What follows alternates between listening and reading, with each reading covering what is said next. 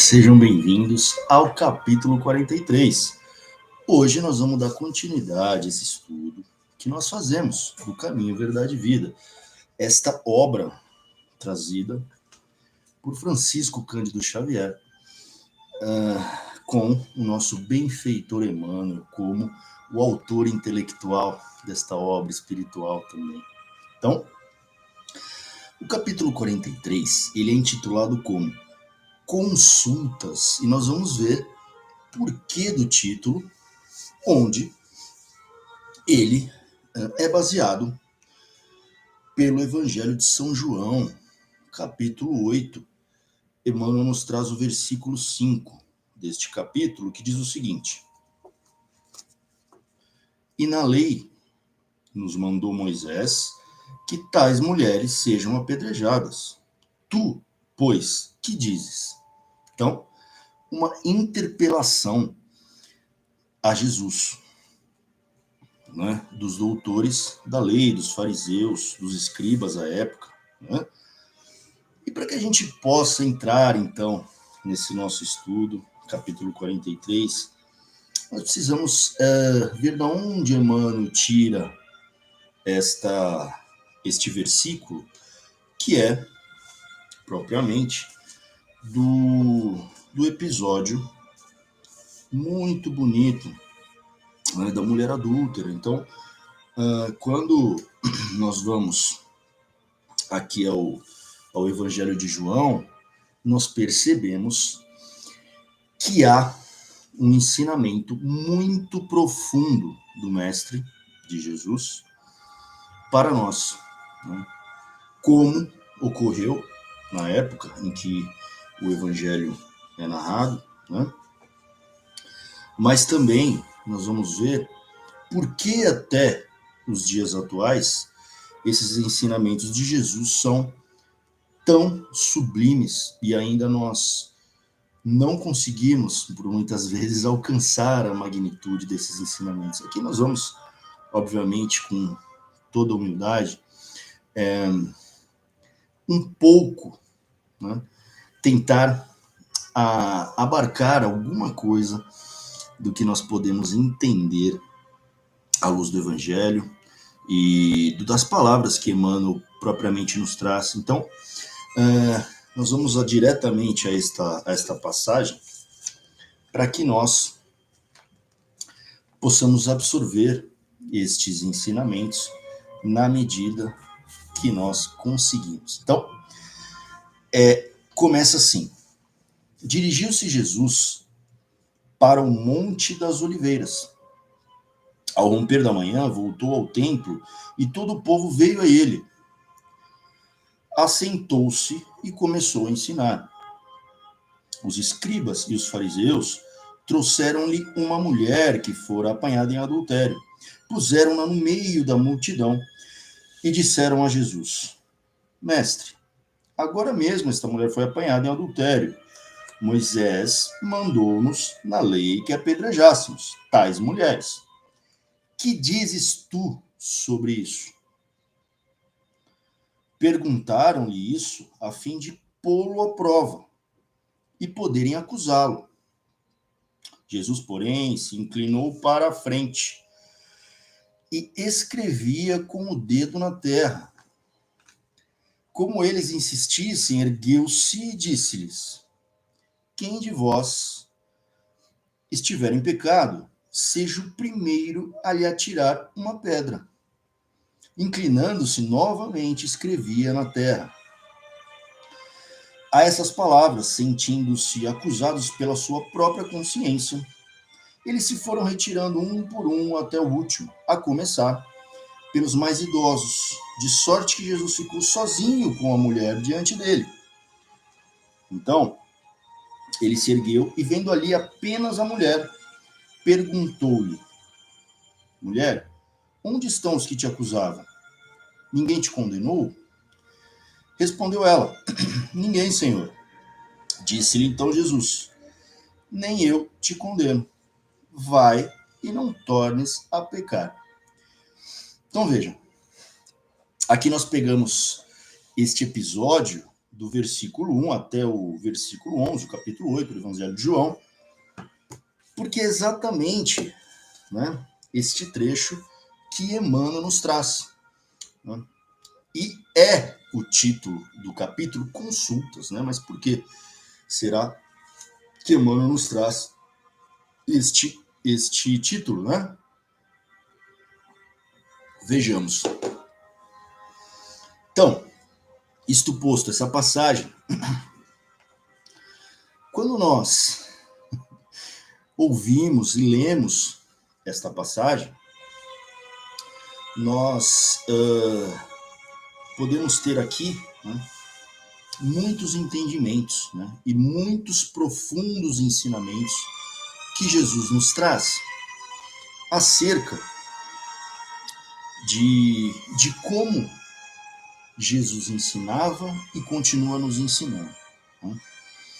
Então, como Jesus ele se porta diante de tais inquirições? Veja, quando nós observamos aqui, né, que os escribas e os fariseus, né, eles trazem uma mulher, né, até então pecadora ou errante, né, adúltera, né, e a colocam no meio de uma multidão, né, e perguntam a Jesus, então, que a lei diz uma coisa e o que eles chamam ele de mestre, né, já o elevando, né, numa situação de que ele poderia responder aquela questão, se ele mesmo era o Messias, como já havia este conflito à época, né, dos escribas e dos fariseus contestarem e estar incomodando bastante os ensinamentos que Jesus trazia, achando então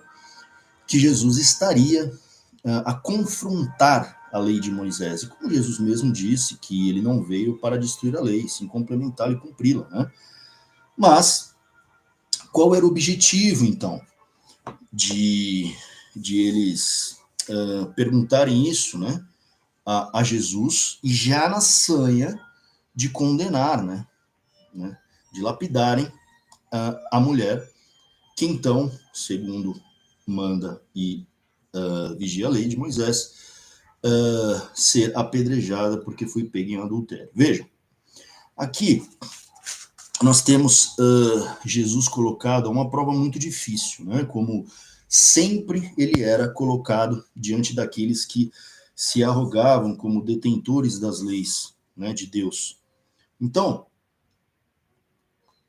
quando Jesus é colocado nesta prova, né, ele é colocado sobre um dilema, né, onde dos dois lados existem problemas, ou seja, ele é colocado diante de um dilema entre a misericórdia ou a justiça. Então, se Jesus ele dissesse que seja feita como a justiça mandaria à época, deveria ser apedrejada. Por outro lado, se Jesus dissesse não e tivesse misericórdia daquela mulher, ele estaria indo de encontro às leis mosaicas. Portanto, o objetivo final desta situação que ele fora colocado, né, porque foram até ele levar esta mulher, então a todo momento tentando tramar, tentando tecer, né, ali algumas artimanhas para condená-lo, né, a todo tempo e a todo momento. O objetivo final era condená-lo, né, como e acusá-lo como prevaricador, portanto, contra a lei de Moisés e contra, em última instância, as leis de Deus. Então, este era o objetivo dos seus acusadores, ou, né, ali travestidos de perguntadores, ou mestre, o que nós deveríamos fazer, mas, na verdade, o objetivo é enquadrá-lo ali, porque as duas situações possíveis, então, no momento, colocariam Jesus ali numa posição muito difícil de sair.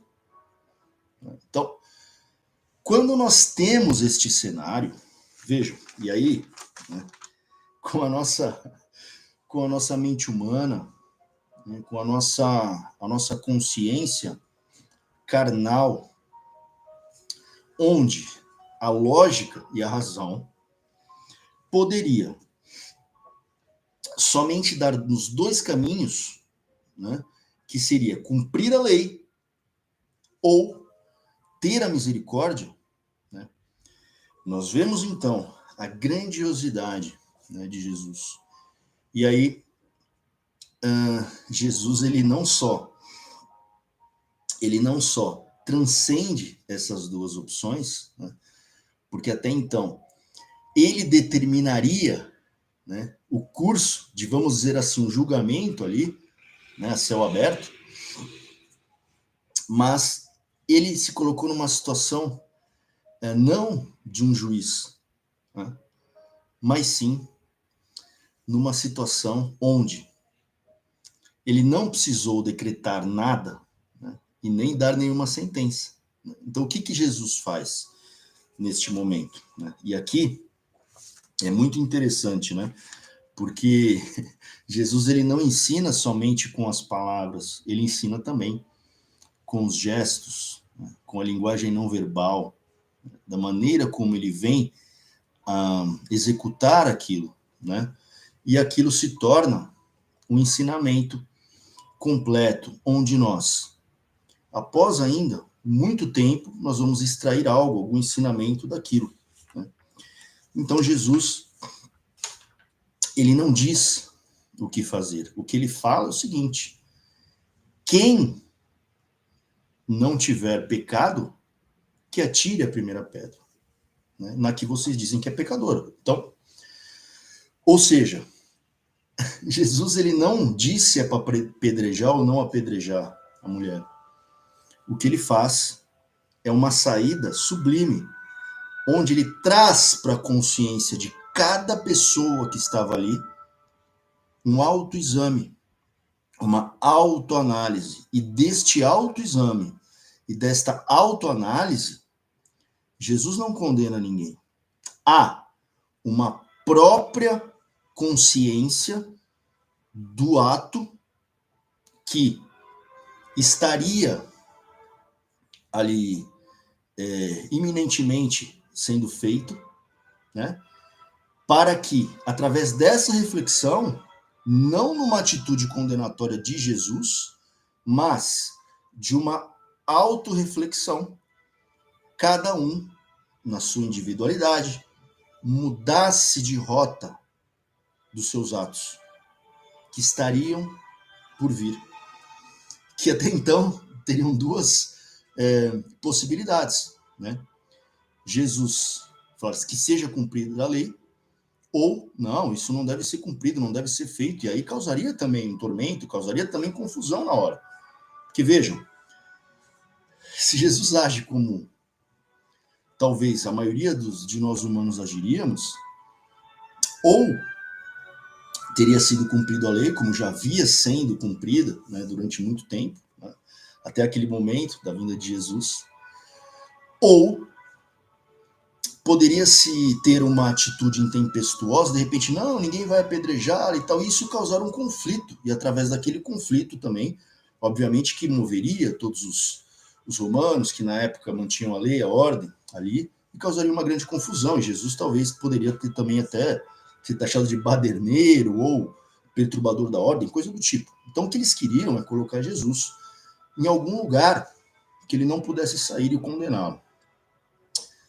Em suma, Jesus, quando faz este levante, né, ao coração, à consciência de cada um, então ele faz uma exortação para que nós extraíssemos de nós uma consciência mais elevada. Vejam, ele não determina algo, mas ele estimula, né, ao modo de Sócrates, que fazia a mesma coisa, né, guardadas as devidas proporções, mas extrair da própria pessoa, não o que a lei diz, não o que fulano falou, ciclano, beltrano, mas extrair de dentro da sua própria consciência o que seria de mais elevado agir naquele momento. independente da lei, da execução da lei, que deveria ser tomada e sim ser feita. Ou seja, Jesus traz a consciência verdadeira do que a lei espiritual, a lei de Deus, requer, ou seja, não atirar se você tem telhado de vidro. Então, ele traz a própria consciência de cada um na individualidade, a própria mudança de hábito, de rota e de ação que seja mais adequada. E cada um deles que estavam ali se viram movidos a ter a única atitude que é ir embora um por um. Então vejam que a sabedoria de Jesus, ela transcende o nosso intelecto. Quando nós trazemos uma passagem assim, eu costumo dizer que muitas vezes nós não entendemos, sabe por quê? Porque nós tentamos entender Jesus com os nossos olhos carnais. Então, pela lógica, muitas coisas que Jesus fazia, pela nossa lógica passageira, né, mutante, nós por vezes achamos que aquilo não tem saída ou não tem razão de ser. Mas é Jesus falando, né? Então, é como diz, né, ali em Isaías, né? Os meus pensamentos não são os seus pensamentos. Né? As minhas ações não são as suas ações, né? Assim como o céu está acima da terra, os meus caminhos estão acima, a minha visão está acima. Então, quando nós tentamos entender Jesus, as atitudes de Jesus, com o nosso pensamento tacanho, nós sempre vamos cometer aí um erro de análise. Então, é muito difícil, muitas vezes, para nós, observarmos os ensinamentos de Jesus devidamente com os olhos espirituais abertos. Ou seja, Jesus, nessa passagem, ele transcende o que era a lei para a época, para todos ali, a maioria, e ele transcende o que seria uma defesa simplesmente de uma mulher, ali que seria lapidada. Então, o que ele faz, né, ali? Ele nos chama a algo mais alto, mais elevado, né, para que nós possamos nos elevar. Senão, ele não seria o mestre. E por que essa sabedoria vem dele? Né? Porque quando as passagens de Jesus elas nos elevam para que nós podemos ser melhores ainda, e não que nós não estamos em pecado, pelo contrário, ou antes, né, e que nós passamos a errar menos ou tendemos a não errar nas mesmas coisas, é porque nós, em algum momento, nos elevamos a esses ensinamentos e nós entendemos, sim, qual é o melhor caminho a seguir.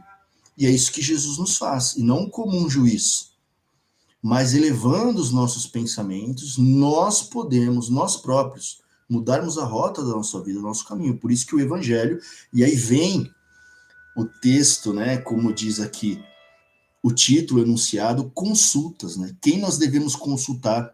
Uma lei vigente, uma pessoa, os escribas, quem nós devemos consultar? E aí nós vamos, então, seguir com as palavras de Emmanuel para ver por que ele traz este tema, então, consultas, né, com esta passagem, especialmente. E Emmanuel nos diz, várias vezes, o espírito de má fé cercou o mestre com interrogações, aguardando determinadas respostas, pelas quais o ridicularizaria. Ou seja, eles tinham duas saídas para ele. Nós já vimos isso. Porém, a palavra dele, porém, era sempre firme, incontestável, cheia de sabor divino. Ó, vejam as palavras de Emmanuel, né? Cheia de sabor divino. Então, as palavras não são somente palavras por palavras, né? Letras, né? Sílabas, concatenação de ideias, né? Logicamente intelectuais. Não. As palavras de Jesus são cheias de sabor divino. Nós conseguimos imaginar que o que Jesus transmitia com seu olhar, seus gestos, né? E sim, por último, a sua palavra, e muitas vezes no seu silêncio também. Então, muito sabor divino. né? Então, ele estava transparecendo algo que vem, como ele mesmo falava, do Pai. Quem me vê, vê o Pai. Referindo-nos ao fato para considerar que semelhantes anotações convidam o discípulo a consultar sempre a sabedoria, o gesto e o exemplo do mestre. Então vejam, Emmanuel nos dá um caminho interessante para estudo. Por quê? Ele diz o seguinte, que Jesus nos convida, o discípulo, a consultar sempre 3 coisas nas passagens de Jesus. A sabedoria, ou seja, o ensinamento, né, o cerne do ensinamento que há em alguma de suas alegorias e passagens. O gesto, ou seja, cada gesto que ele faz está ensinando algo. E o exemplo do mestre, ou seja, todo o percurso, né, todo o andamento, né, a condução daquela alegoria. É válido lembrar que existiam como exemplificações, né, muitos à época ensinavam de acordo com algumas alegorias, encenações, como se fosse um teatro mesmo, e dentro do que era feito com gestos, palavras como encenações, também eram passados ensinamentos, né? Então, era uma forma também de Jesus ensinar. Então, vejam, os ensinamentos e atos de Jesus constituem lições espontâneas para todas as questões da vida. Então, não é algo que diz, olha, consulte alguém para você ter um suporte financeiro, consulte alguém para você ter um suporte jurídico, consulte alguém para você ter um suporte da área médica. Não. Aqui diz que para todas as questões da vida, basta nós atentarmos para os ensinamentos. Tá certo? Então, assim, quando ele traz 3 questões, a sabedoria, o gesto e o exemplo do mestre, o que nós podemos entender? Que Jesus falava por gestos também. Então nós percebemos, e é muito interessante isso, como nós, muitas vezes, podemos nos portar diante de uma adversidade ou diante de uma situação. Veja, naquele momento, quando nós tínhamos, né, homens que levaram aquela mulher e iriam apedrejá-la, né, e perguntaram para o mestre, né, o que deveria ser feito, né, porque a lei de Moisés mandaria apedrejá-la, né, Jesus inclinou para a frente e escrevia com o dedo na terra. Então aquela sanha, né, de poder acusar, né, outrem, né, um semelhante, né, de algo, e aquela pressa, aquele anseio de apontar o dedo e falar, essa pessoa é isso, e vamos condená-la rapidamente. E no meio disso, né, Jesus tranquilamente se inclinou e escrevia com o dedo na terra. Então, ou seja, primeiro acalmando, porque todos os olhares, naquele momento, né, voltavam-se para Jesus. Porque ali era a figura que estava sendo interpelada, diante de um dilema, diante de uma situação que ele deveria se posicionar. Veja, e Jesus mostra uma calma diante daquela adversidade. Tá certo? Óbvio, nós estamos falando do governador espiritual da Terra, do orbe. Então, assim, meus pensamentos não são como os seus. Então, Jesus já está anos-luz à frente, né, do que tentariam fazer. Então, quando Jesus está escrevendo e se inclina, é muito interessante nós percebemos. Então, ele precisa tomar uma atitude naquele momento. O que ele faz? Ele ergueu-se, então é como se ele erguesse o seu patamar espiritual da altura que lhe é própria, do Cristo, e aí ele profere as palavras que são de uma sabedoria ímpar, que é o seguinte, quem de vós estiver sem pecado, seja o primeiro a lhe atirar a pedra. E o que ele faz em seguida? Inclinando-se novamente, escrevia na terra. Então vejam, que aí, uma lição muito importante, é como se Jesus, ele não escrevesse os nossos erros, nossos pecados, e ali nós vamos ver à frente que não só da mulher, né, mas dos próprios inquisidores, inquisidores que estavam ali a tentar acusar aquela mulher. Né? Então, ele calmamente se inclina e continua a escrever, ou seja, ele não escreve algumas coisas na pedra, e sim na areia, na terra, onde um vento, uma chuva pode levar. Isso denota que todos nós podemos errar e podemos melhorar e podemos nos renovar como um oleiro, né? Que Jesus, ele nos faz como um vaso novo, né? Ele nos desmonta e monta de novo. Então, para Deus e Jesus não há causas perdidas. Então, vejam, nós temos muitos exemplos aqui nessa passagem maravilhosa, porque ele se levanta e depois ele volta a escrever, como diz assim, nenhum pecado será escrito na pedra. Vocês podem. E aí ele não minimiza o pecado, pelo contrário. Vejam a pedagogia de Jesus. E aí o que segue, ele diz, quem de vós estiver sem pecado, seja o primeiro a lançar uma pedra. E aí ele inclina e continua a escrever na terra. A essas palavras, vejam, a essas palavras que ele profere é de uma altura moral tão elevada que ele não fala, olha, ninguém vai apedrejar ela não, aqui ninguém vai apedrejar, isso causaria uma confusão que ele mesmo poderia ser apedrejado. Vejam, e se ele falasse para apedrejá-la, onde estaria a misericórdia do mestre? Então, com essas palavras do altar da sua sabedoria, vejam, ele desfaz as malhas que estão sendo tramadas contra ele e contra o próprio erro que eles cometeriam e já estavam cometendo, né, há séculos. Né? Jesus ele vem dissolver esses nós, desatar esses nós, vejam. E aí ele diz o seguinte, São João, que a essas palavras, sentindo-se acusados pela sua própria consciência, eles se foram retirados um por um, até o último, começando ao mais velho. Ou seja, é muito bonito isso, porque o Livro dos Espíritos, na questão 621, nos traz onde está a lei de Deus, escrita a lei de Deus. Porque está nos 10 mandamentos, está onde? Na lei de Moisés, onde está escrita nos profetas? E aí, nessa questão, é dito o seguinte, que a lei de Deus está escrita na consciência de cada homem. Então vejam, o que Jesus faz é que cada um examine a sua própria consciência, não outra pessoa, porque no fim das contas, quem vai viver com as suas escolhas, com as nossas escolhas, somos nós mesmos. Quem vai saber as decisões somos nós. E é o que segue, com isso desfeito, é muito bonito, porque continua no seguinte sentido. Então,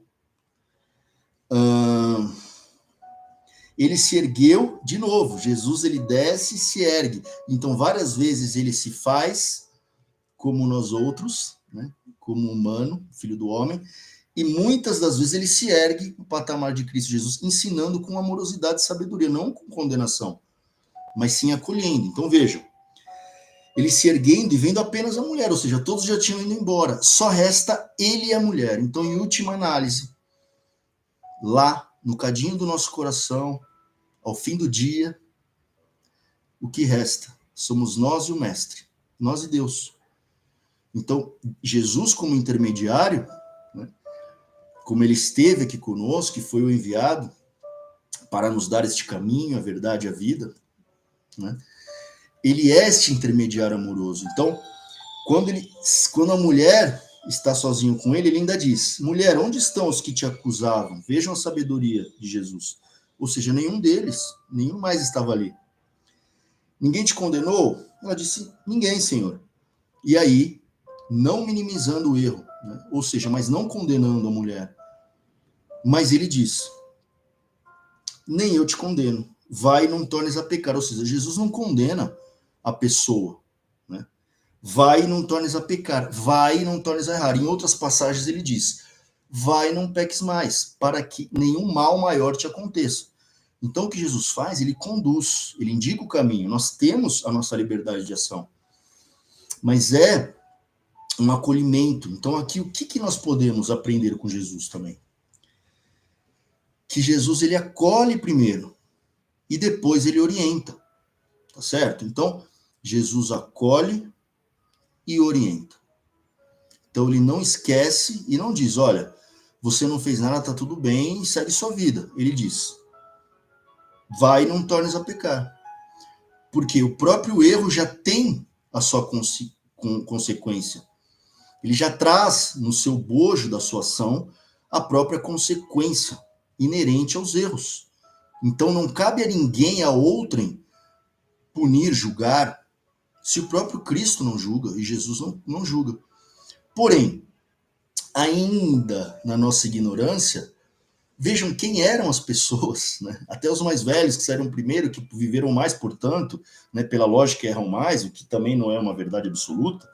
Né? Nós temos várias pessoas mais velhas totalmente com uma consciência imatura e pessoas mais novas, cronologicamente mais maduras. Isso não é uma regra, mas é um ensinamento universal, dizendo o seguinte: quem queria condenar outro ser humano, tendo o exame do seu passado, das suas ações, posto à prova.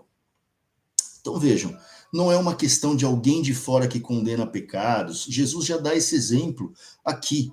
Né? É a própria consciência que nos faz mudar de rota. Sim, tendo as consequências dos nossos atos, das nossas palavras e ações, porém mudando de rota se assim desejarmos, se assim alçarmos os voos necessários espiritualmente para que este ensinamento, que essa sabedoria seja introjetada em nós, para que nós mesmos não soframos adiante. Então, essa é a esse é o mote, né? Este é o objetivo desse ensinamento, desta passagem, né?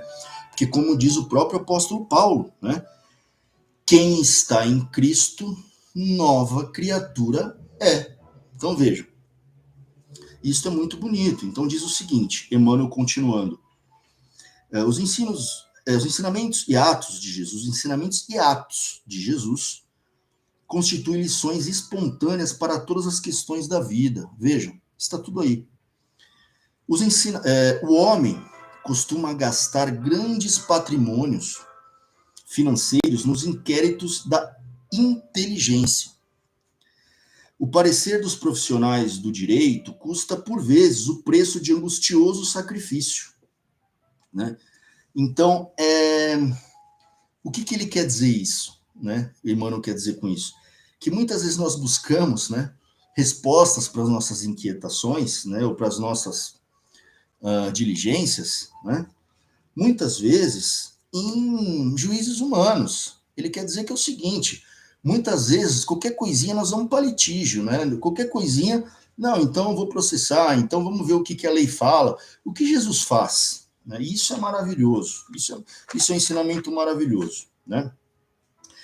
Jesus, ele passa, né, por cima, né, ou ele é sublime ao ponto de passar por cima de uma lei que deve ser executada, à época, para a lei que deve ser interiorizada, né, a partir da própria responsabilidade. Vejam, ou através da própria consciência. Então, acima de uma lei que deve ser aplicada, porque as leis dos homens são mutáveis e a lei de Deus, ela é eterna, né, como diz a palavra em Mateus: céus e terras passarão, mas a minha palavra não passará. O que quer dizer isso?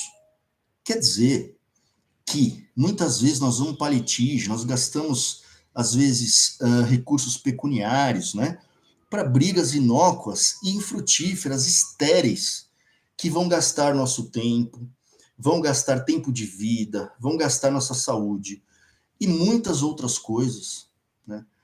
E quando a sabedoria de Jesus, de Deus, ela nos diz tantos caminhos outros que não o mundo nos dá, e nós ficamos batendo cabeça nos mesmos caminhos, é isso que quer dizer, mano, né? Que muitas vezes o caminho não está no mundo, está numa saída espiritual, onde nós nos transformamos, porque o que Jesus faz? Ele causa uma transformação, isso é simbólico. Jesus, naquele momento, ele não pega na mão de cada um e fala: você não vai apedrejar esta mulher. Ele faz cada um ter o exame de consciência necessário para nós próprios mudarmos a rota do que nós estamos prestes a cometer um erro. Olha que maravilhoso isso. Isso nos ensina que quanto mais nós estudamos o Evangelho, menos erro nós cometemos, e nós vamos errar sim, mas nós conseguiremos passar pelas as nossas misérias humanas, eu diria isso, de uma forma mais digna, assumindo os erros, porém, sim, tendo consciência que nós podemos mudar. Então vejam, Jesus, ele está acima de uma lei que deveria ser aplicada e nos traz que quando nós estamos sintonizados com uma sabedoria maior, né, ou espiritual, nós encontramos respostas e saídas onde muitas vezes a maioria não enxerga. Então vejam, é muito sublime isso, porque quem conseguiria sair desta como Jesus saiu dessa situação, onde colocaram para ele duas situações e ele reverte isso de uma maneira que só o governador espiritual do orbe, só mesmo Jesus, poderia nos ensinar tamanha sabedoria. Mas é uma sabedoria que nem sempre nós estamos abertos a receber, porque muitas vezes nós queremos entender com a parte intelectual, onde nós precisamos fazer uma balança onde quem ganha e quem perde. O mundo é assim, não é? Eu ganho uma ação, perco uma ação, eu tenho uma balança e aquilo tem que igualar. Mas igualar de que forma? Muitas vezes as leis divinas, elas têm outra matemática que nós não conseguimos entender. Muitas vezes quem perde é quem ganha. Então, é por aí que quando nós estamos alicerçados no Evangelho e na Palavra, nós temos calma na tempestade. Então vejam, Jesus ele diz, eu não vim trazer a paz, né? Ele fala que ele veio trazer a espada nesse sentido, né? Que nós teremos muitas lutas internas, né? Quem deseja segui-lo. Por quê? Porque no mundo vige uma lógica, essa lógica materialista, onde quem perde, quem ganha, eu preciso estar superior, mais superior ao ego, e não de fato ao que sente, não de fato as leis espirituais, as leis de Deus. Então vejam, o Evangelho ele traz uma lógica onde muitas vezes quem perde é quem ganha, pelo mundo, né? Que o último pode ser o primeiro. Isto não é uma lógica de perdedor, mas é uma lógica onde os valores outros estão acima de algumas coisas que o mundo julga como vitória, coisas tão passageiras que muitas vezes nós encontramos ao final desta caminhada de vitória do mundo uma infelicidade, um vazio muito grande. E esse vazio vem da onde? Vem de que tantas coisas que nós corremos atrás não nos preenchem, na verdade. Né? Então Jesus ele vem nos dar a água da vida, como ele dizia para a mulher que foi buscar água no poço ao meio-dia, porque ninguém ia. E ela era tida como, já tinha casado muitas vezes, então ela é relegada. Então ele falava para ela, olha, da água que eu vou te dar, você não mais terá sede. Por quê? Porque a água do mundo, que o mundo nos dá, nós bebemos a água agora, daqui a pouco nós estamos com sede de novo, os desejos, os anseios, né? os pináculos do mundo, né? As insígnias, as glórias do mundo, os bens materiais, tudo isso é muito legal, a gente precisa ter. Né? E vida em abundância mesmo. Porém, quando o objetivo é esse sempre, e nós colocamos o nosso tesouro onde está o nosso coração sempre ali, o que acontece? Jesus ele fala, olha, a vitória não está aí, ele está em outras coisas, né? E eu te darei esta água que você se beber não mais terá sede. Né? Então, quando o mundo já tinha fechado todas as portas para aquela mulher, ela encontra Jesus buscando água no poço naquela ocasião, né? E Jesus, com seu amor, ele vem e revela-se para ela, e aí ele diz que o mundo espiritual ele vai encher ela de plenitude, né? É que aí está a sua saciedade verdadeira, né? Que no mundo nós nunca teremos isso. Então, esta é a diferença de quem busca algo alicerçado no espiritual e vive no mundo, mas ser do mundo, ou viver no mundo, melhor, sem ser do mundo. Então, viver, passar as coisas que temos que passar no mundo, mas viver no mundo, passar pelo mundo, sem ser do mundo, sem nos apegarmos às coisas passageiras, ilusórias. É isso que o Evangelho vem nos trazer, é isso que Jesus vem nos trazer. Isso é muito bonito, né? E vejam, Santo Agostinho também relata esta passagem, que essa passagem é magnífica, porque Jesus dá vários níveis de ensinamento para nós, né? E Santo Agostinho, ele relata esta passagem e ele resume muito bem isso, né? Ele diz que ao final dessa passagem, né, quando tem só a mulher e Jesus, né, ele diz que a única coisa dessa passagem que ele vê, que resta, são duas coisas, né? A miséria e a misericórdia. Ou seja, a miséria, a miséria humana, né? E não só da mulher. A mulher é o emblema de que ela errou sim, mas todos aqueles que não atiraram a pedra erraram. Em que grau? Em maior ou menor grau? Não. Todos erraram. Ou seja, esta é a miséria humana. Todos erram e querem condenar a outrem. Eles próprios. Então vejam, Santo Agostinho, quando fala só resta a miséria e a misericórdia, ele fala tem duas coisas. A miséria de todos aqueles, a mulher e os que estavam querendo condenar, e a misericórdia de Jesus, na sua sabedoria, ensinando a todos, e nos ensinando a todos hoje e agora, neste momento. Então vejam, quando nós entendemos, né, a miséria ainda, né, e eu digo a ignorância ainda espiritual, na qual nós ainda estamos imersos, né, nós podemos entender quanto nós precisamos caminhar ainda, né, espiritualmente, né, de sentimento, de abrirmos alguns pórticos aí para o entendimento, não nos endurecemos ainda, para que nós possamos não nos endurecer com todas as coisas, as vicissitudes do mundo que vai nos enrijecendo, daqui a pouco a gente está fechado para algumas coisas que a gente colocou na cabeça, as pessoas colocaram na nossa cabeça, então nós não abrimos. Jesus nos traz para a vida de novo, nos chama para o amor e traz, como a mulher que foi buscar água no poço, como a mulher adúltera, como até as outros que iam ali apedrejá-la. Então Jesus nos traz para a vida, né? Eu te trarei vida e vida em abundância, independente dos erros. Jesus é esta vida, esse mar de abundância, de graça e de misericórdia, né? E seguindo ainda Emmanuel, né, ele continua, Jesus, porém, fornece opiniões decisivas e profundas gratuitamente. Nós batemos cabeça com tantas coisas, né? Vai em psicólogo, vai em não sei o quê, vai na onde, como é que vai ser o meu ano, como é que estão os astros, como é que estão isso, como é que estão aquilo. Batendo cabeça, está dentro de nós, né? Então, olha só, consultas, olhem o título, consultas. Quem nós devemos consultar? Quem nós devemos consultar? Deus, Jesus e a nossa consciência. Porque os outros também têm tantas coisas, como é que vão orientar? Então, assim, vejam, observem quem vocês estão ouvindo. Porque, olha, Jesus, porém, fornece opiniões decisivas e profundas gratuitamente, ou seja, a palavra de Deus. Abram o Evangelho. Estão em dúvida com alguma coisa? Vão ler o Evangelho. Está ali todas as respostas, porque a palavra de Deus não passa. Ela vai estar por eternidade. E ela se confronta e nos dá caminhos em todas as épocas da humanidade. Então vejam, basta que a alma procure a oração, o equilíbrio e a quietude, porque a resposta ali sairá. Silenciosamente, cada um ouvindo a palavra de Jesus, deixou a sua pedra e foi embora. Por quê?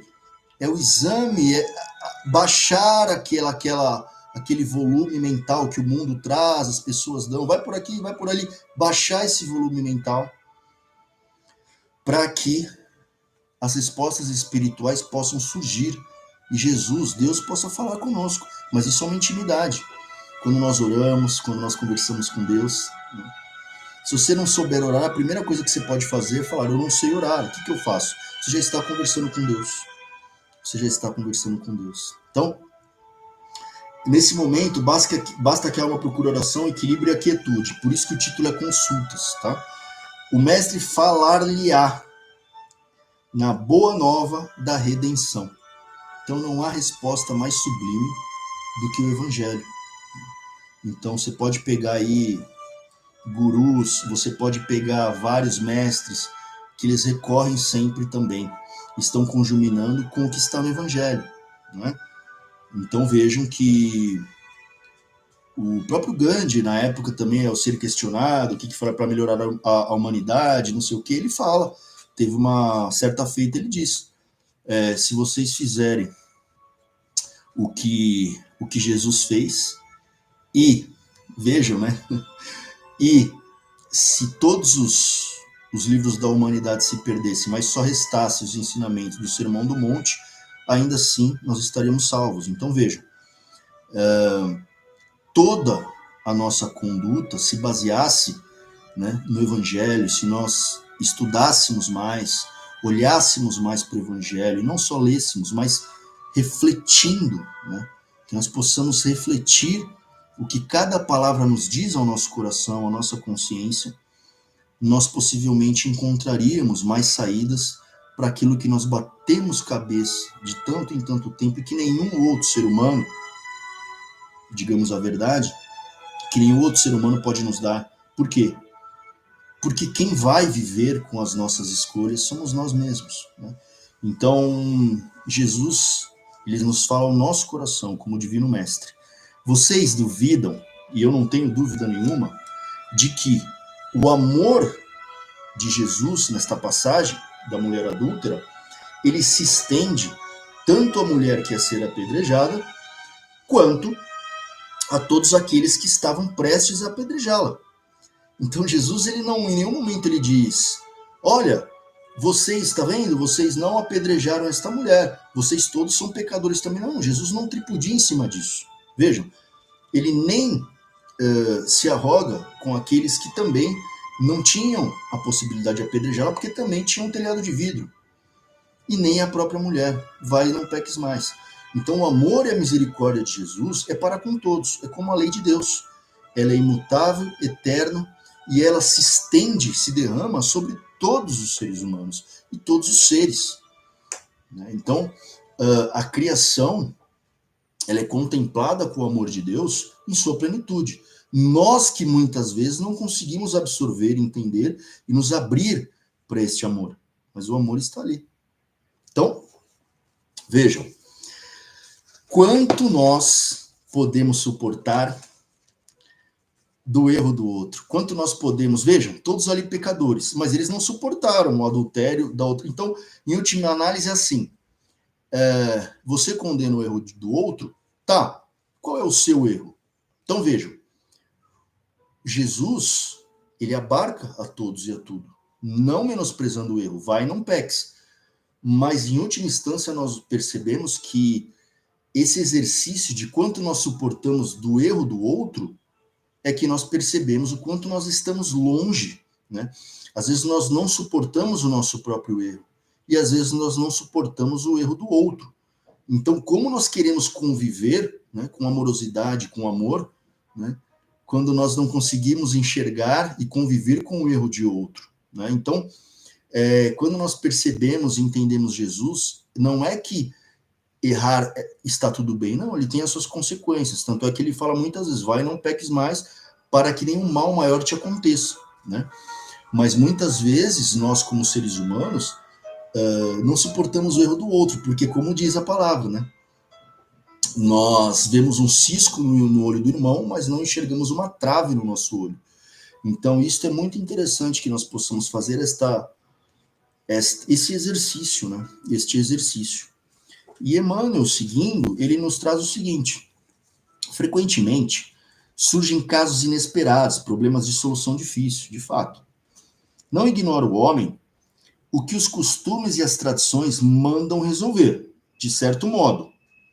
Ou seja, as leis que nos dizem, os costumes, os ritos, né? Tudo aquilo que nos diz como manda o figurino, como seguir. No entanto, é indispensável que o aprendiz do Evangelho pergunte-te no santuário do seu coração: tu, porém, mestre, que me dizes a isto? Então vejam, isso é muito bonito, né? Porque quando nós temos intimidade, nós perguntamos diretamente, né? Que caminho seguir, né? E perguntar diretamente: mestre, o que você diz sobre isso? Então, como os próprios fariseus, escribas, ou vocês acham que Jesus também não amava os próprios fariseus, escribas? Então, eles também, na sua ignorância, não sabiam ou queriam condenar Jesus, não importa, era uma ignorância.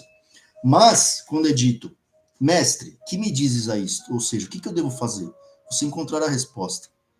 Porque Emmanuel diz o seguinte: e a resposta não se fará esperar como divina luz no grande silêncio. Então vejam. E aí ele finaliza. Então, quando nós não soubermos onde seguir, como seguir, e quando o mundo já nos tiver dado várias respostas inócuas, e nós estamos andando em círculos, perguntando a homens, né? perguntando a leis passageiras, né? O que Emmanuel nos traz com esse título, Consultas, né? O que nós devemos fazer, mestre? Apedrejá-la ou seguir a lei? Ou o que você acha que nós fazemos, né? E ele dá esse ensinamento a todos, aos escribas, aqueles que estavam errando, tanto a mulher quanto os outros no mesmo nível. Então, vejam que a saída aqui, e não quer dizer que nós teremos as respostas que nós gostaríamos, né? Mas Emmanuel traz a receita, né? Então, qual é a receita? A receita é o seguinte: tu, porém, mestre, que me dizes a isto? Então, fale diretamente com Jesus, né? E mesmo que você não souber como falar, ou você acha que ele não vai entender, então todas as respostas, né, que nós precisamos, o que Emmanuel nos traz, o que João nos traz, né, Santo Agostinho, o próprio Paulo, né, quem está em Cristo, nova criatura é. Então, é muito bonito, né, que nós temos, e como Jesus disse, né, que estará com nós até o final dos tempos. Vejam, isso é magnífico, né? Nós nunca estaremos sozinhos.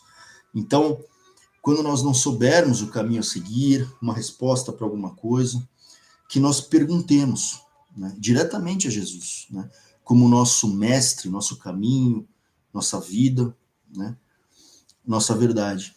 Então nós receberemos a resposta que nós precisamos no nosso coração. E essa resposta nos trará paz, porque todas as outras não trazem, muitas vezes até às vezes pioram, né? Em nome de algo que tenha que ser estabelecido. Não preciso fazer assim, porque é assim que manda o figurino, como diz, né? Jesus, ele passa de uma lei que deve ser executada para uma lei que deve ser introjetada, pensada e agida. Por quê? Porque muitas vezes as respostas espirituais, elas já estão à frente daquilo que preconiza os homens e as leis vigentes. Então, é o que Jesus veio trazer, porque senão não seria Jesus, senão não seria o Mestre, senão nós já seríamos espíritos puros. Se nós já soubéssemos tudo, já seríamos espíritos puros e estaríamos aqui vivendo no mundo ditoso. Não é o que nós observamos. Então, qual que é a saída? De onde vem nosso socorro? Vem de Deus, vem de Jesus. Porque ele já nos mostra respostas à frente. Por quê? Porque são respostas que, mesmo estando não alinhadas com algumas coisas do mundo, elas já são respostas espirituais que são leis eternas. Então, nós muitas vezes temos que optar estarmos alinhados com as leis de Deus. Sim, nós teremos que fazer essa escolha em alguns momentos, com as leis de Deus ou com as leis do mundo que nos mandam fazer algo, que muitas vezes podem trazer mais sofrimentos. Então, quando Jesus diz, eu vos dou a paz, não como o mundo vou dar, mas a minha paz, é essa paz. É essa paz que já transcende, é uma sabedoria sublime, que nós nem conseguimos abarcar com a nossa consciência, com o nosso mental, né? Porque ele é o Logos, ele é a consciência de Deus. E ele estava aqui quando tudo foi formado. Então vejam,